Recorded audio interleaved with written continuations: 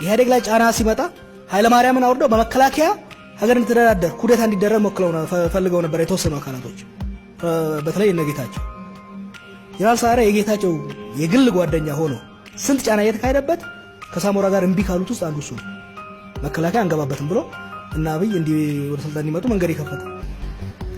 ከማዕከላዊ መንግስት ፌዴራል መንግስት ራሳቸውን እያራቁ እንዲህ ካልሆናችሁ እንገነጠላለን የሚለው አይነት ጥሩ ፖለቲካ ነው ወይ? ኢኮኖሚክ ፖለቲካል ሴኩሪቲ ቫያቢሊቲውን አይተውታል ወይ? ይሄንን መከራከር አለባቸው፣ መደራደር አለባቸው በራሳቸው ጊዜ። በጣም ልክ ትግራይን ለመውረር ትግራይን ለማጥፋት ልክ አማራ ክልል የሚደረገው አይነት ፖለቲካ ለማጥፋት ቢላዋ እየተሳለ እንደሆነ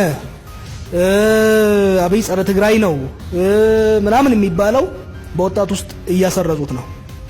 ለጊዜው ያን ወጣትና ያን ህዝብ እንደዋሻ ሊጠቅማቸው ይችላል። ኢን ሎንግ ተርም ግን አደጋ አለው።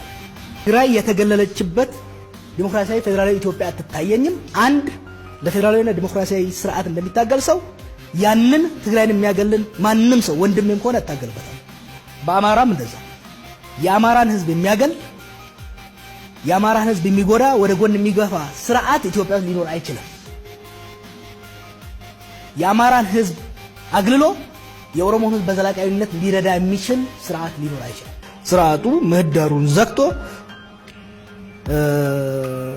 የአንድ ቡድን የበላይነትን ከልክ በላይ በጉልበት የጫረበት ሁኔታ ላይ ነበር እና ያንን ነው የነጻነት ታጋይ ነበር ያልኩት። አሁን ግን ለውጡ ከመጣና ስልጣን ውስጥ ከተገባ በኋላ የኦሮሞ የበላይነት አለ ከተባለ እሱ በአሃዝ ቀርቦ ባሉ ተቋማት ተተችቶ የማረሚያ እርምጃ መውሰድ ነው።